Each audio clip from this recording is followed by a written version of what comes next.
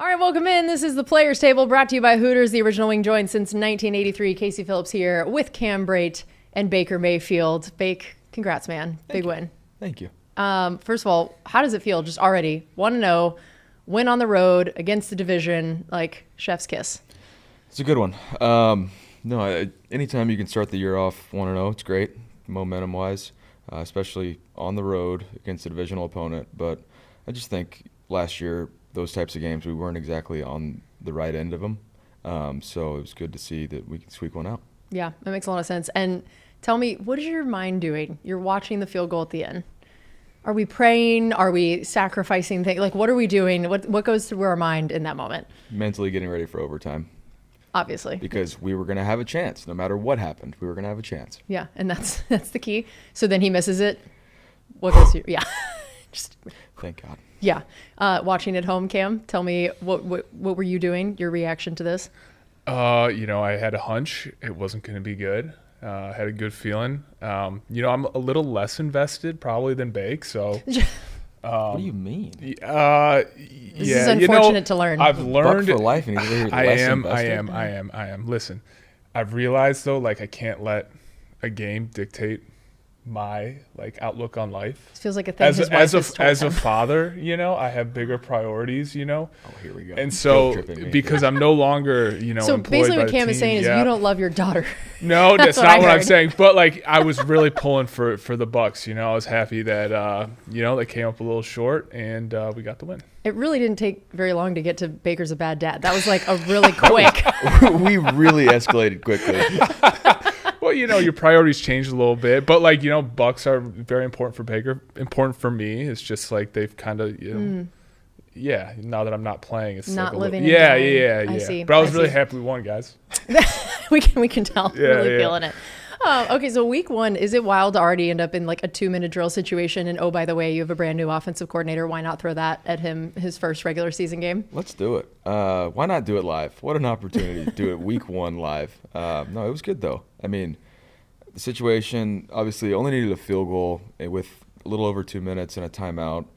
We look at that with 2 timeouts because of the 2-minute warning. So that's kind of an eternity on offense, and obviously getting a little boost with yardage on the roughing the passer penalty. But we've done it so many times in practice now. I mean, running up against Coach Bull's defense, trying to see where the pressure is going to come from in a 2-minute situation on the fly is not exactly very fun against our guys. So we've worked it a ton, and went out there and executed.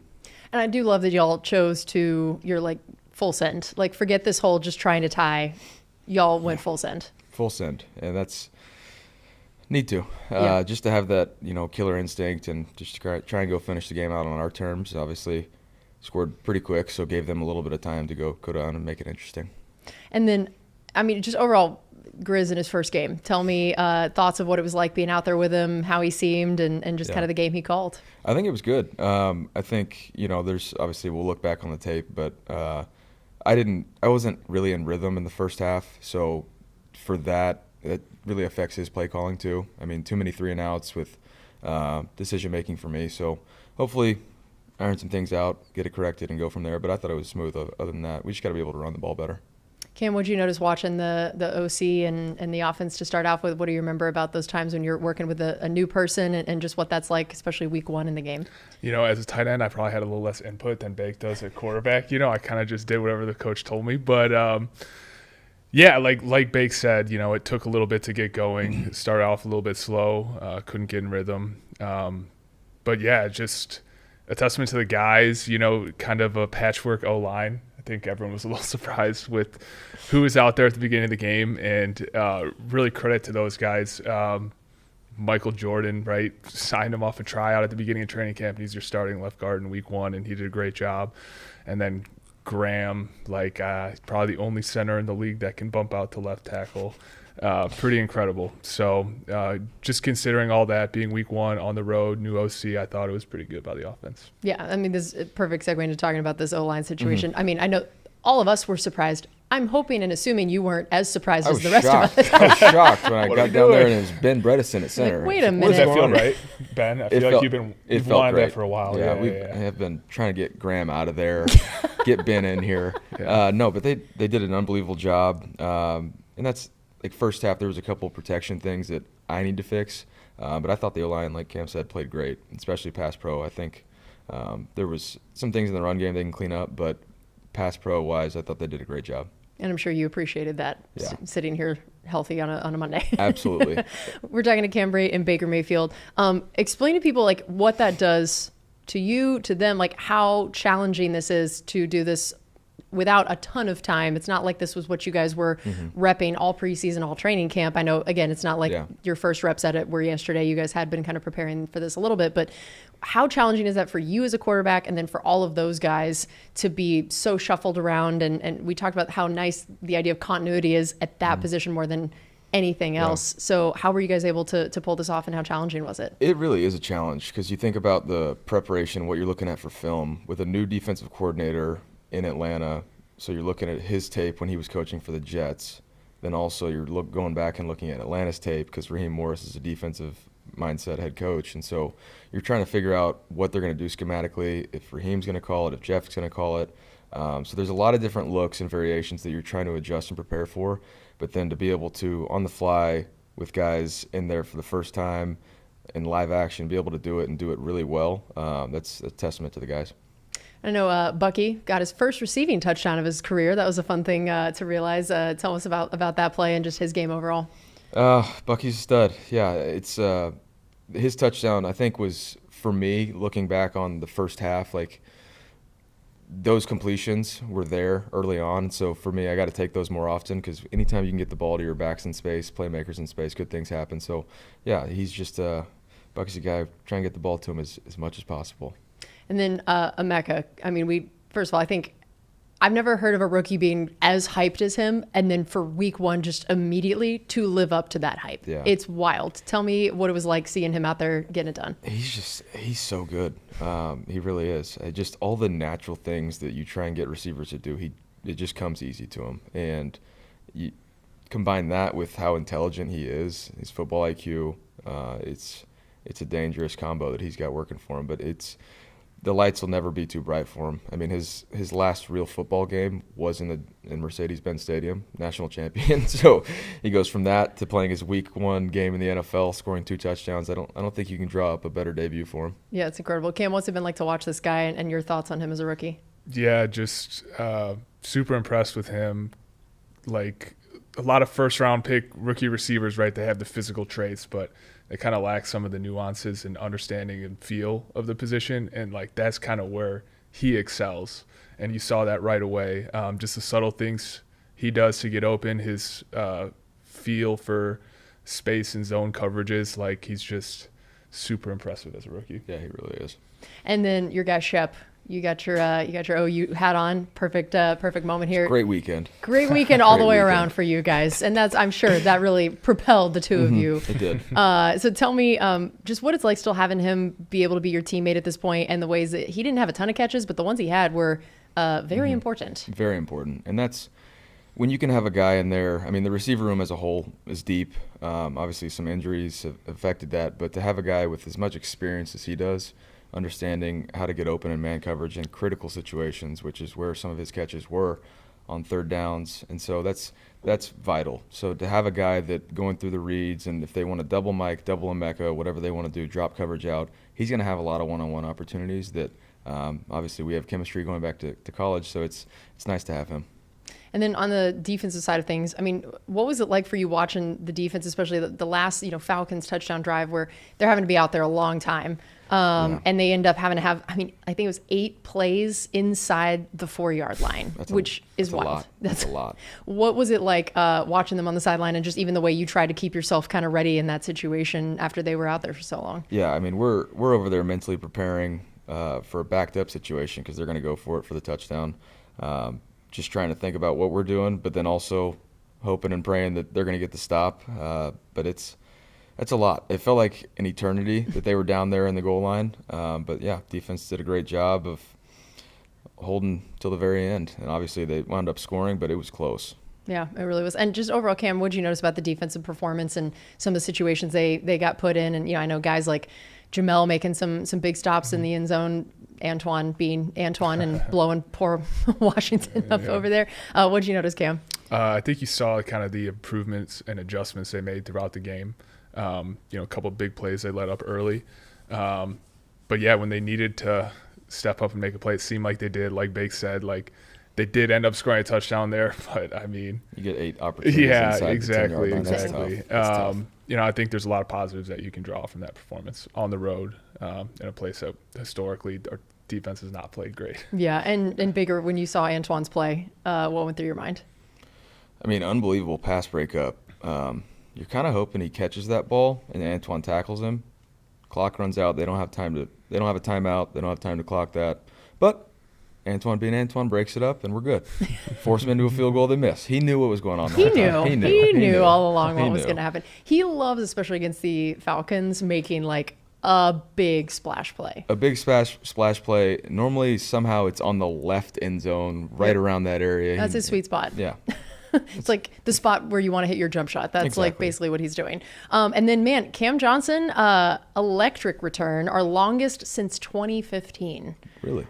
Which is pretty incredible. So what did that do for you guys as an offense? And what's it been like just watching him? He's a guy who has had to miss a lot of time with injury, kind of underdog guy to make the roster coming in. What's it been like to watch him earn himself a spot, especially through the return game? Anytime you're a guy that comes from these small schools, that tryout guy almost, that like you got to earn your way, and he does it mentally, and then he works his tail off too. He's very much a receiver that attention to detail is going to get him through, knowing what his job is each down. So to see him get some play time on the special teams and truly make a difference in the game was awesome. I thought special teams was a huge factor for us yesterday.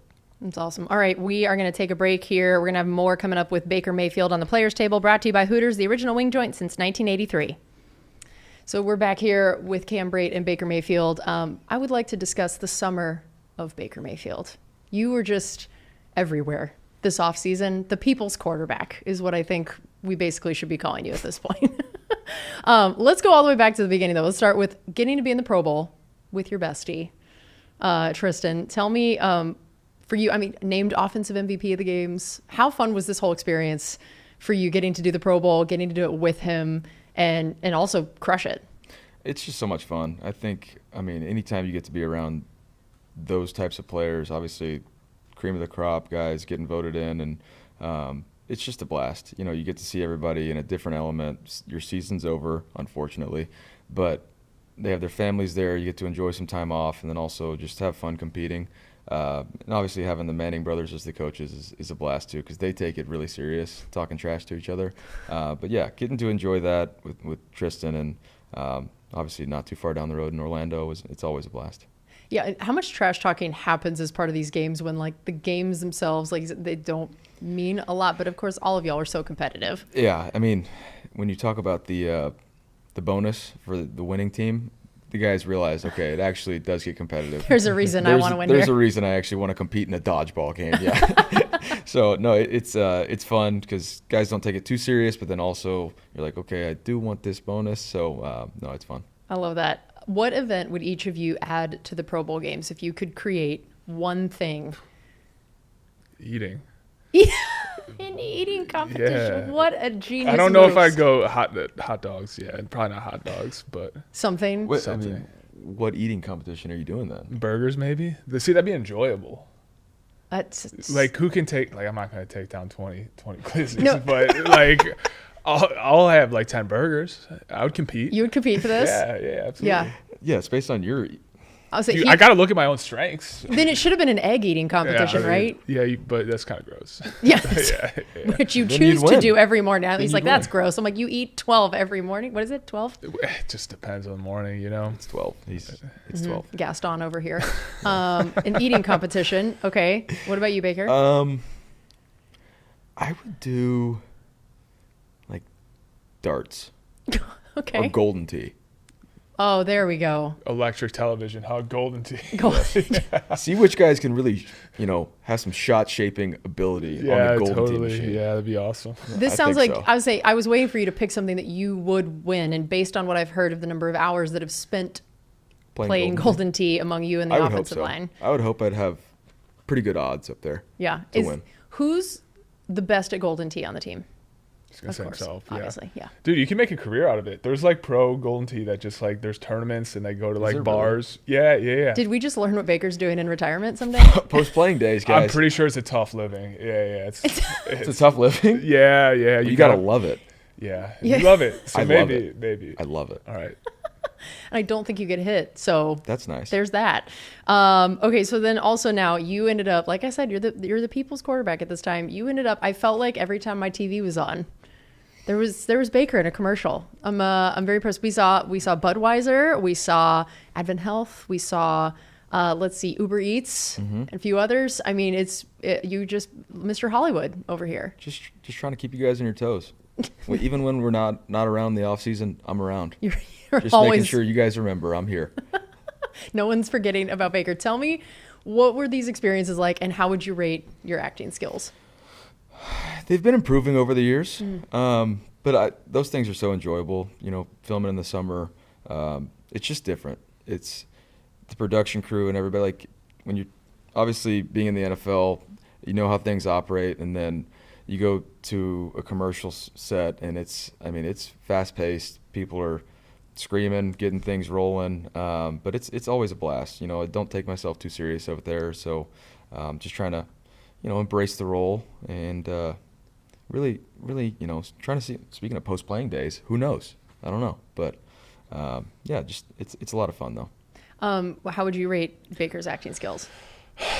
Wow, that was a sigh. I think Bake does a really good job. I feel like he can take some elements of like little Gronk. I feel like he's always looked up to Gronk's acting in commercials, and I can really see it. You see the resemblance? There's no chance I'm looking up to Gronk's acting skills. What about his You're looking up to the guy that played Gronk on the Patriots show. That's what you're looking up to. Oh, gosh. Oh, that's a different story.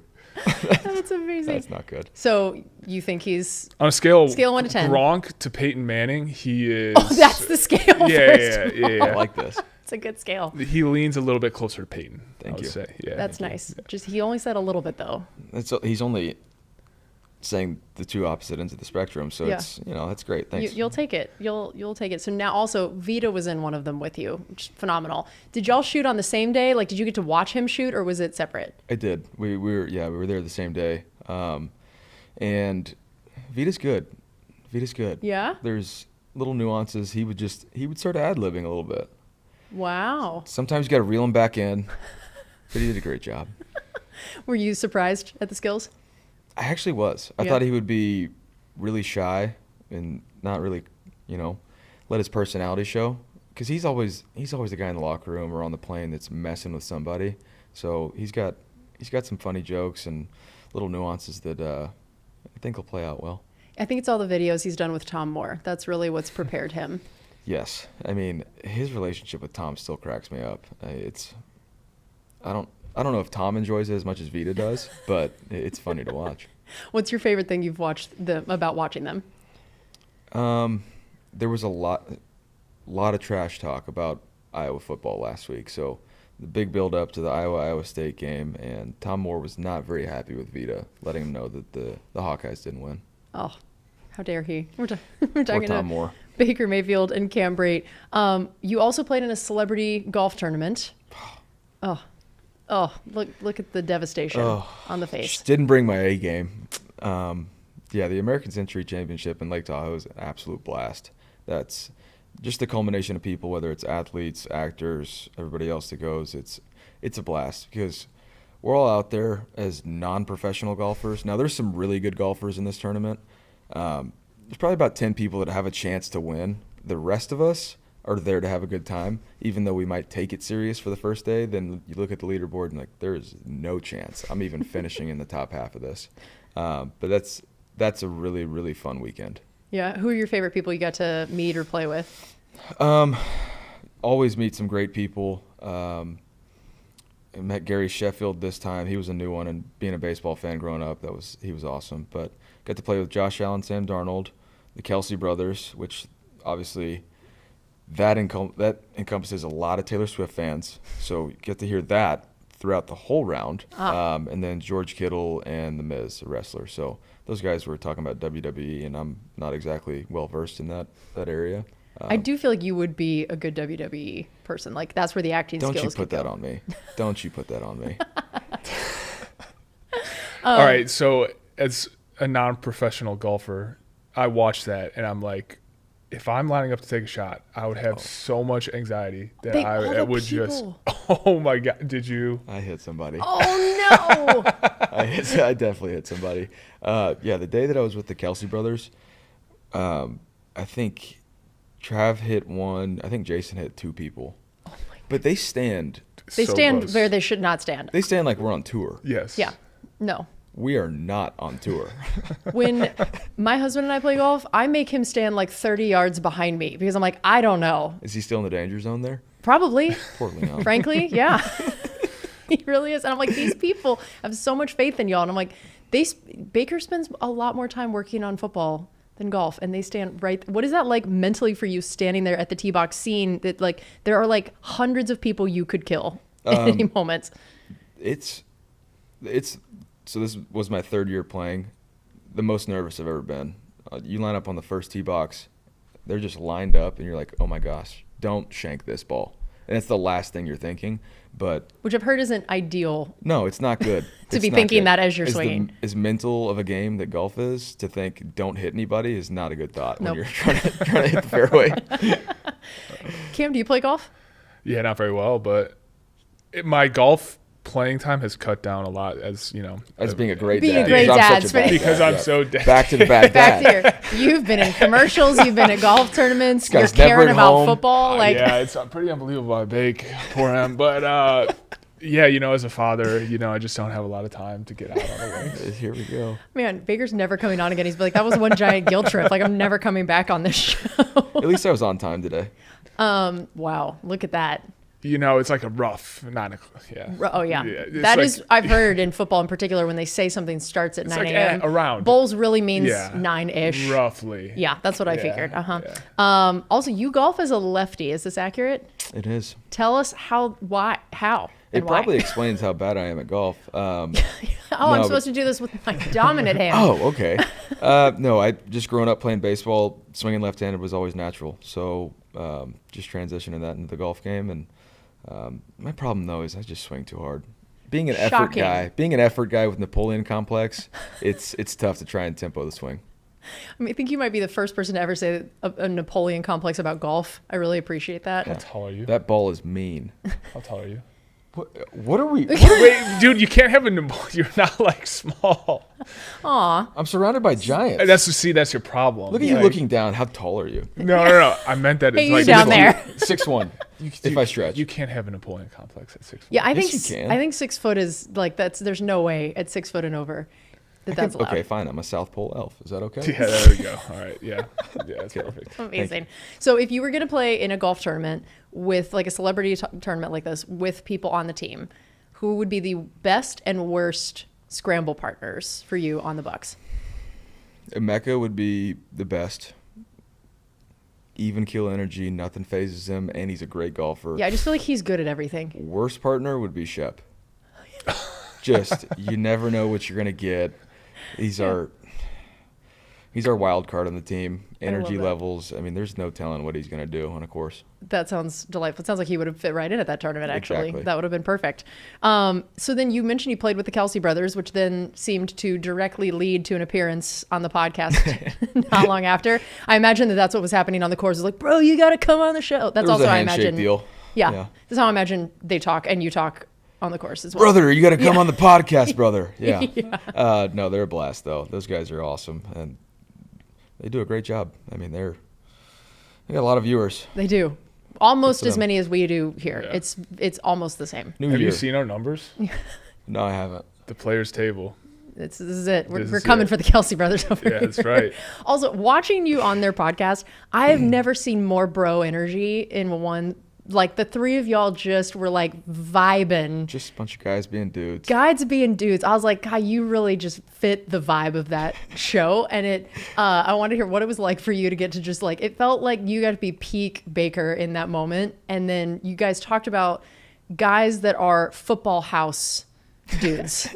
I really enjoyed this description. Mm-hmm. Explain to people what this means and then tell me who the football house guys are on the Bucs. A football house guy is somebody that loves the team. And when I say that, it's never about themselves. Doesn't matter the role, but they're going to put the team first always.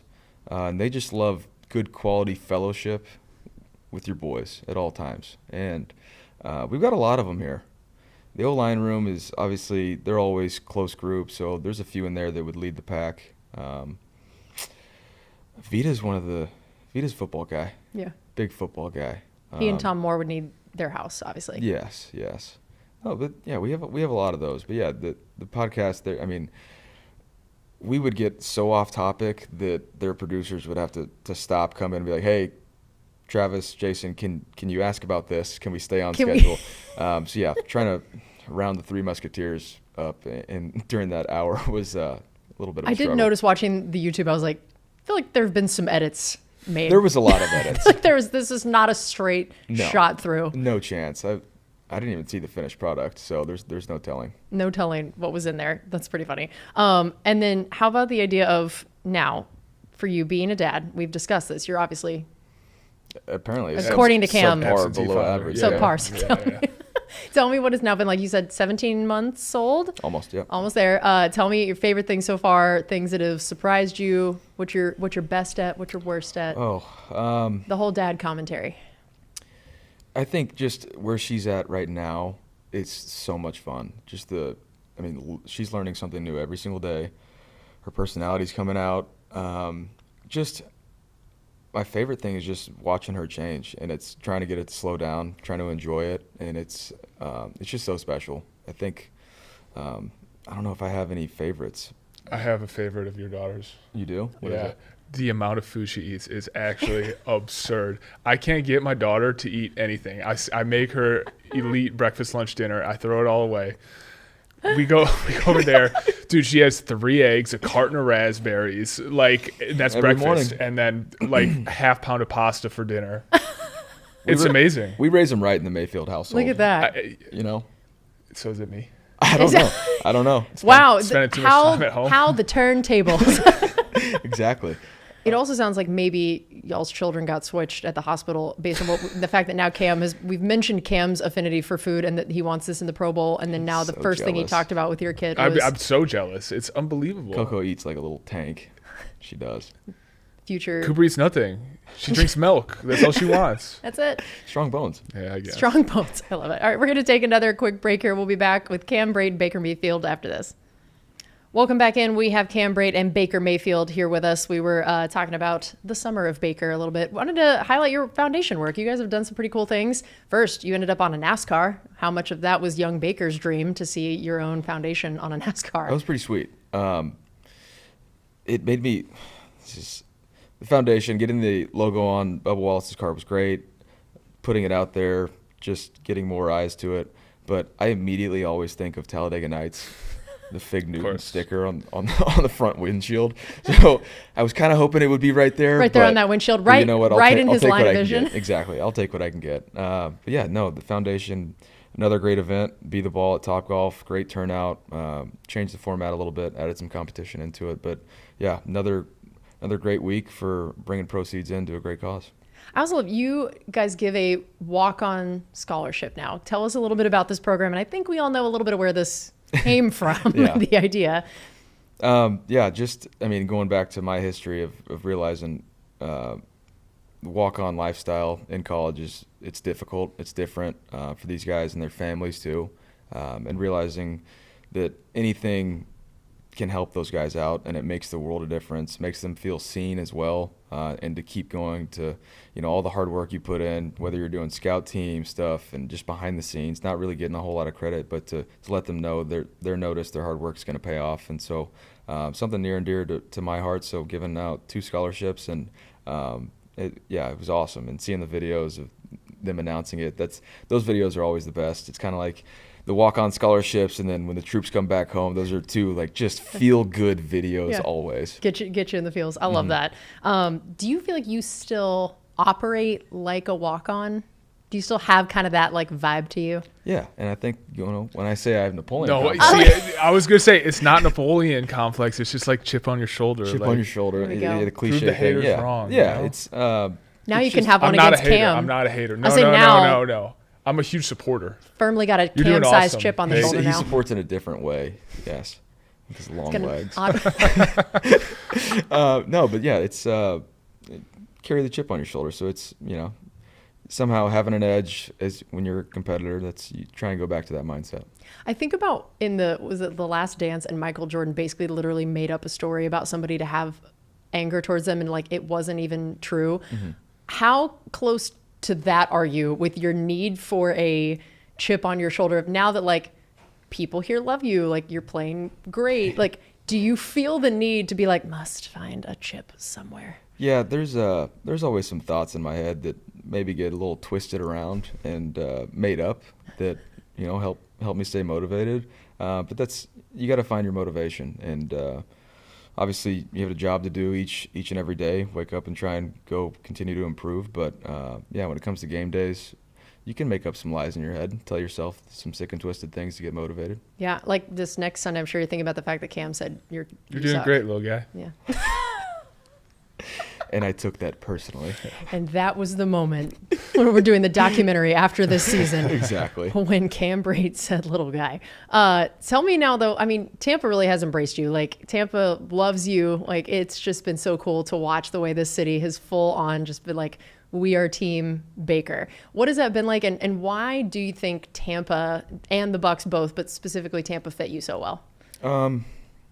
I think, just my mindset, always trying to, whatever we're doing, I'm going to do it 100% and give it everything I have. And also just kind of a little underdog mentality. I think that goes back to just how Tampa's football team has been. You talk about Mike Evans and Levante David being future Hall of Famers and really not getting the recognition that they deserve. So trying to just carry that mentality throughout, whether you want to call it blue-collar underdog mentality. I think people just love that authenticity, and just trying to do that and just be myself. What has it been like for you, Cam, watching Bate come in and just captivate all the Bucs fans and the people? I think, starting NFL quarterback, maybe not the most relatable people in the world to the common folk, But for an NFL starting quarterback, Bake is very relatable, right? He's just a normal dude, good values, decent father.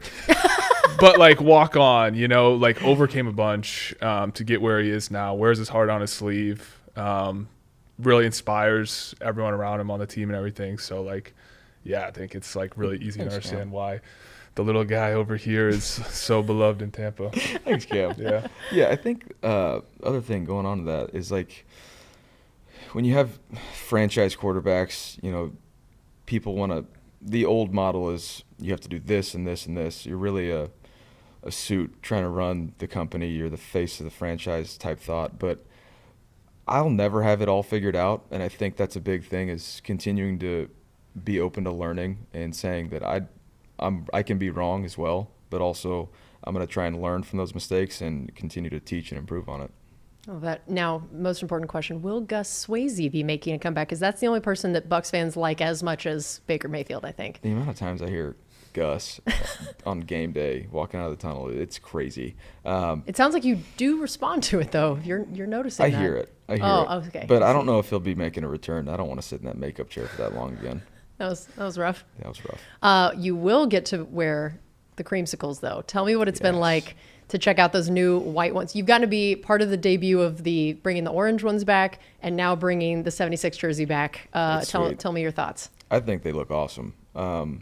Now, as the smaller guys on the team, skill players, all that, they love them. The big boys, not exactly. In the words of Tristan, he says we look like big marshmallows. But I think they look good. Yep, that's phenomenal. I love that. And see the problem you don't have. Look at that. See? Yes. Yes. I'm so jealous about the creamsicles, man.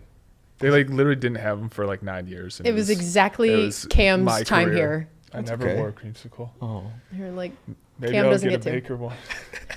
Wear it around. You can wear it around. It won't fit you, but you can Yeah, try. it might be a little small. We're talking to Baker Mayfield and Cam Brate. You mentioned the big men. We got to talk about Luke's new contract over here. Tell me your thoughts when you heard Luke had signed the new deal, and what your thoughts were about him suddenly being a guy with a lot of money. I've heard you have some thoughts on that. I do. First and foremost, really, really happy for him. He deserves that. He's unbelievable tackle. That he's kind of the tone setter for us. He's the one, kind of the outcast of the room. He kind of sticks to himself. He's like very much an O-line guy, but he's got his own routines. He's really quirky, but he earned that contract, and he's just so strange, though. So strange about his money. He just doesn't want to participate in some of the O-line activities. I mentioned in the press conference last week, the fine board, which is, that's a sacred thing. It is a sacred thing. History of the NFL, it's a sacred thing to have a fine board in the O-line room that everybody has to participate in. And I think we actually made some headway on it.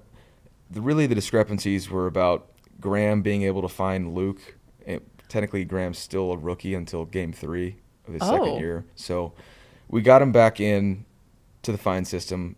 Graham's just not allowed to find him.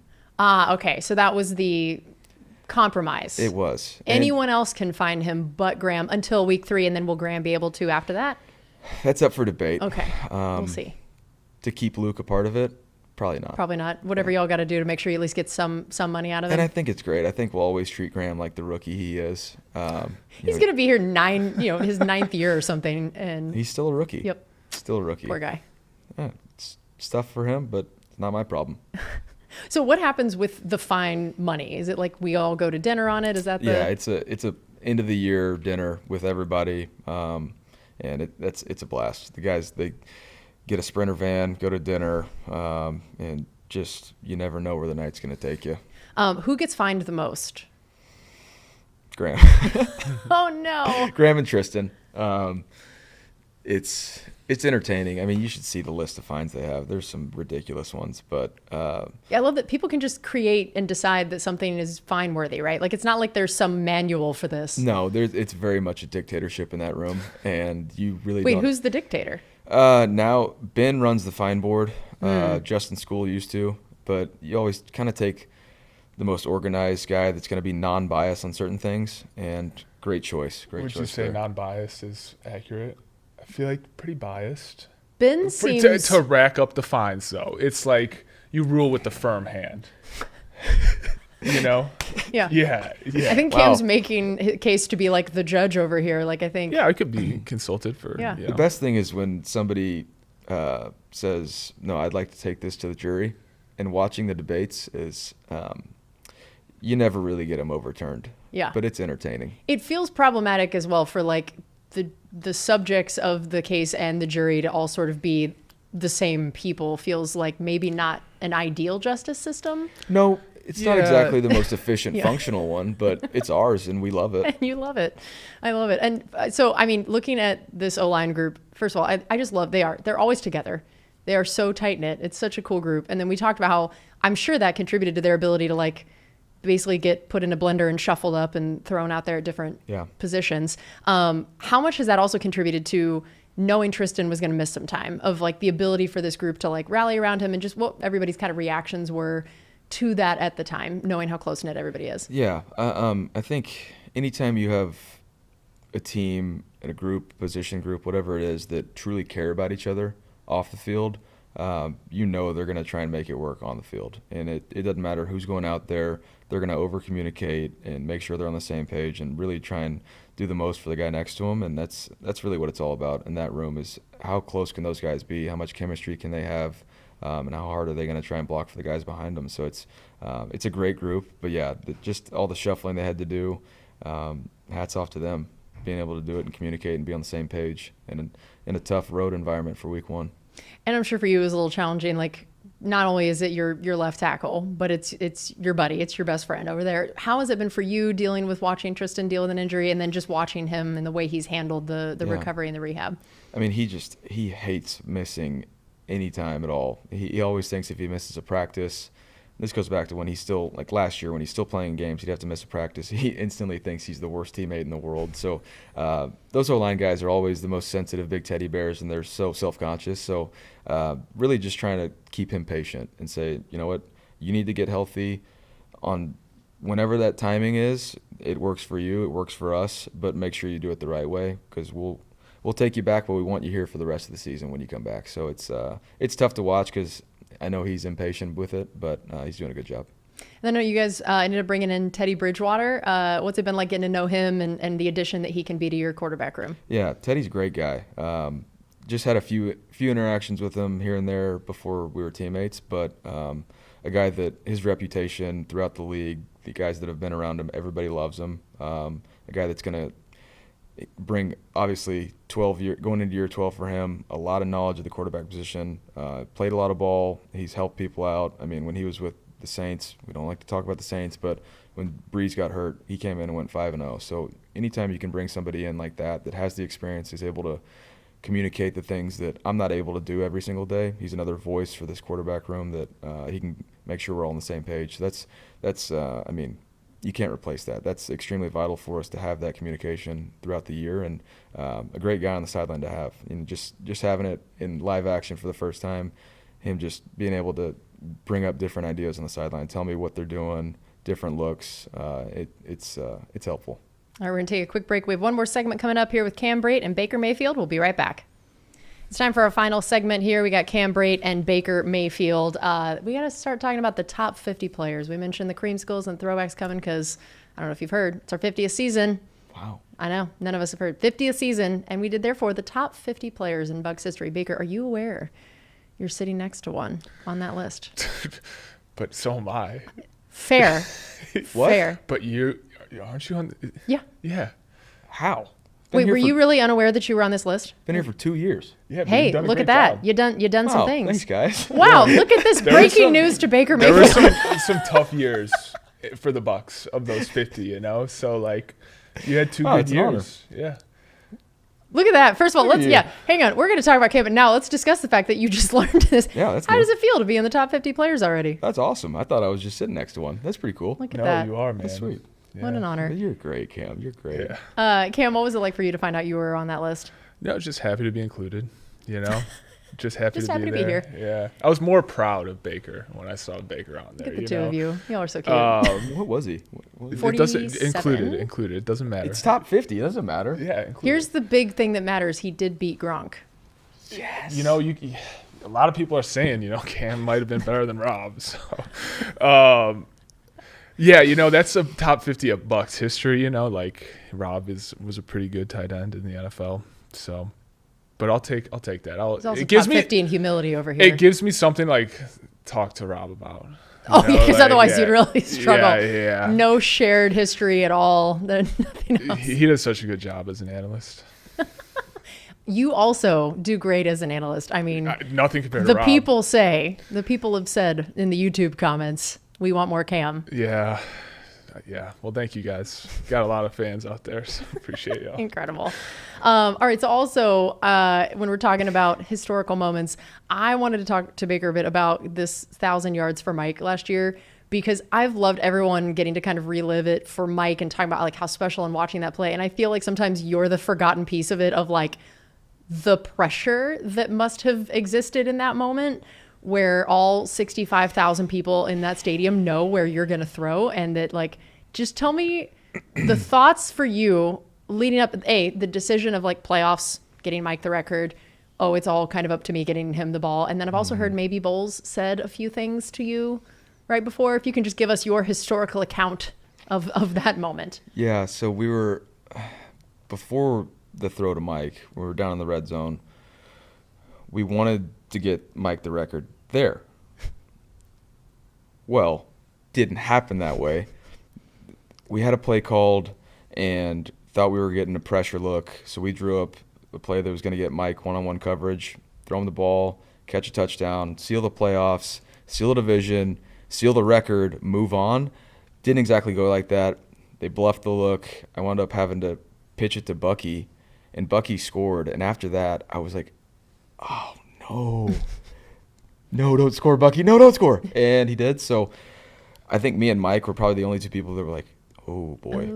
Oh, no. I think everybody. Dude, I think it was like the most bizarre touchdown, But, because like, it was needed. It was Oh, yeah. crucial. In the moment, though, offensively, everybody's celebrating. Bucky comes out to me. He's hyped. And I'm like, He goes, was I not supposed to score? I was like, no, you did your job. You did. You did your job. Thank you for scoring.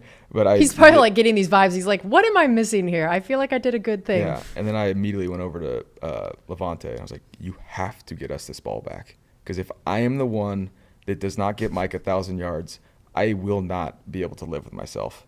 And because earlier in the game, I missed him on an open deep shot that we wouldn't have even been stressed out about this at this time. And so thank goodness the defense got the ball back. But yeah, Coach Bowles looked at me. We can bleep if necessary to explain what he was saying. You better not fucking throw an interception. So yeah, we didn't, and got Mike the record. Thank goodness. But that was a huge weight lifted off my shoulders.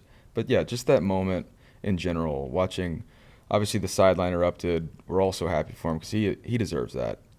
But the stadium as a whole, just everybody's reactions throughout the whole place, and then after the game, the hype, people finally realizing anytime you can tie Jerry Rice for a record as a receiver in Insane. the NFL, he's got every single one. And so, by like a lot. Like if you look at his like yards, his touch, it's like it's not even close. It feels like he had a whole other career after everybody else. It's insane. It's wild. And so for Mike to be able to do that, it's unbelievable. That's amazing. So looking at your wide receiver room, it's ridiculous. Like it's absurd. Do you just feel like you are just rich beyond belief here? Like I imagine once everyone is back and healthy, I'm picturing like once Chris is back, once Jalen is back, and then you add in people like Tez Johnson. We've already seen Shep. I mean, even guys like Ryan Miller doing so great in the preseason.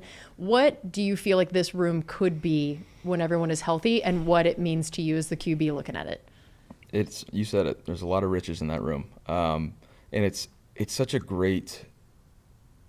I don't know, because you have Mike, Chris, and Shep as your veteran guys in the room that have had a lot of experience. Then you add in some of the younger guys that are playing really well for us or have played well for us. It's just a lot of versatility. And so, it's guys that they can all do different things really, really well. So to be able to get these guys to plug and play and have special roles for them as we go on and when they come back, I don't know what it's going to look like, but I'm excited for it. Yeah, Cam, when you look at that group and then you also look at the tight end room. There we go. Yeah. See, there we go. I knew. Yep. Do I know my guy? You know this guy. Because, they're just as good as being a receiver as a top 50 player would know. Yeah. Tell me all of the weapons and options. What stands out to you looking at this room? And, I mean, you've been in some great rooms of tight ends and wide receivers before. What does this one look like to you? Like Bake was saying, it's like you kind of can move them all over, right? They all kind of bring different skill sets. It really helps to have a guy like Mike who's just like, if there's single coverage, like, I'm going to Mike. But even like the running back room, right? Like Rashad and Bucky, both of them really unique skill sets in the past game. You got guys like Keefe you can't forget about. He hasn't had a catch in a couple years. Bake. Got to figure that one out. Yep. So we'll work on that. All the Keefe fantasy holders are really. They're waiting. He's waiting for the boom. Yep. The boom week. Then Cade obviously does everything well. Really great feel in the pass game. Didn't have a catch yesterday. That's my fault. Yep. And do you just get texts from Cam? They're like, "Hey, tight ends." Tight ends are open. Yeah, they're always open. But no, you got a ton of guys with a ton of different skill sets to work with, so it's awesome. We're talking to Cam Brate and Baker Mayfield. Also now captain electee over here. Looking at this captain group, I wanted to hear your thoughts on the fact that Levante has now been a captain for 12 years. That sound sums it up. Yeah, that's honestly, and that's the takeaway. Why wasn't he captain year 2? I know that's he missed a couple years there. Could have been an even longer stretch. I'll have to talk to him about that. He's in year 14, right? Yeah. Probably because he was still playing with Derek Brooks and Rondé Barber, which is crazy. I think he even played with Leroy Selman. Yeah. Oh my gosh.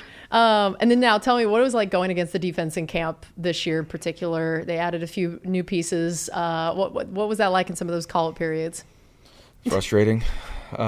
Really frustrating because they had a couple new wrinkles. I mean, obviously, when you practice against your guys, you start to get used to the looks. You can kind of undress it a little bit and get to certain calls you want. But our young DBs that we brought in, really, really good players. And I think Parrish is a stud. He does some things as a rookie playing nickel that you don't expect a rookie to do. Normally, young guys are like, okay, this is my job, this is my coverage, I'm supposed to play this leverage, and he's over here messing with my eyes, showing one thing, bouncing out to another. So it just made it really hard, and that's when you're in training camp, it's tough, but it's so beneficial in the long run to be able to adjust on the fly, not knowing what coverage they're going to be in, because you can treat that like a game. They're going to disguise certain things, and you're going to have to adjust and adapt on the fly. So it was good for us.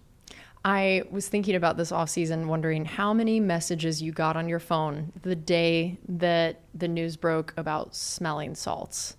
A lot. A lot. Was that your most messaged day of your offseason potentially? Between that and when we drafted Emeka in the first round, I might have had more about the smelling salts. How do you feel about that?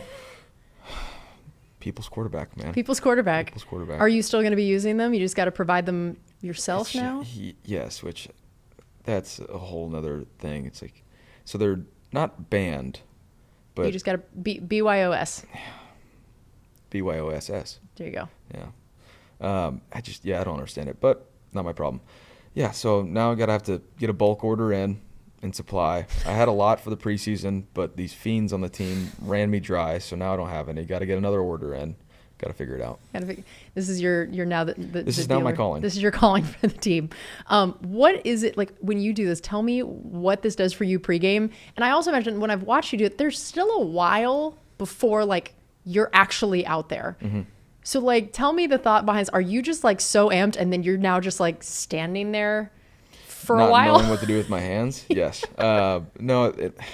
There's always a fine balance playing quarterback of not getting too pumped up, mm-hmm. but also I like to get that pumped up, so I try and do it early on. So then we fade to just the normal amount. Then we mellow out. We go from the Luke Gedeke amount to the normal amount. Yes. Okay. And I find my sweet spot, and that's where it is. You know, I can't do it all the time. Luke does it in between each series. Levante's done it in between each series his whole career, which is a long time if we haven't mentioned that yet. But yeah, it's you find your groove, you find what works for you, and you keep going it. So now Monday Night Football on the way. Do you love or hate Monday Night Football? What are the pros and cons of it, and the way it affects the schedule? I'm personally not a fan of later games. By the end of the work week, you're like, okay, I've seen enough tape. I can't watch any more of this defense. I'm not going to learn anything new at this point, because if I learn something new, then I obviously didn't do my job throughout the week. And it's just that long waiting game on game day. So it's I'd rather wake up, go play, and because you're just so amped up and ready for it. But then on the other side of it, Monday Night Football is just so awesome. Growing up and watching it, it's just it's a surreal thing to be able to do, knowing that you're the only game of the night, and it's the whole nation's watching. What are your game day routines, and how are they different for like a night versus a 1 p.m. on sleep, what you eat, what you do? What does a Monday night game look like for you? Yeah, normally Monday night games, I'm able to stay up and watch at least most of the Sunday night game, depending on who it is. I'll be more in tune to it, but yeah, it's sleeping a little bit longer. Our sports science guys say don't have coffee or caffeine until a certain time of the day, but I gotta have my coffee, so still do that. Maybe get a nap in, but yeah, just looking over the call sheet, a few reminders throughout the day, and then really trying to calm the adrenaline until later on in the day. And then Texans, what stands out to you so far? I know you haven't even begun the prep this week, but what do you just kind of already know, especially about their defense or facing them? Yeah, from playing them a couple of years ago, I think just it starts with D'Amico Ryans, just the type of guy he is, the type of leader, a guy that played in the NFL successfully as a linebacker. You understand that he's going to demand his guys to play extremely hard, and that's the one thing I remember. Obviously, there's some new pieces that they have from 2 years ago, but they fly to the ball. They're going to play really, really hard, and then a new addition that automatically just fits that mold, Azeez Al-Shaair, that he kind of sets the tone for those guys. They got some good young corners, good safety in Jalen Petrie, and so we'll see. And obviously up front got some stud edge rushers. So it presents a tough task for us, but prepare throughout the week and see what we can do. Well, Bake, congrats on the win, week 1. And again, just thank you so much for joining us. We really appreciate it. Appreciate it. Just sitting here with a couple top 50 legends. awesome.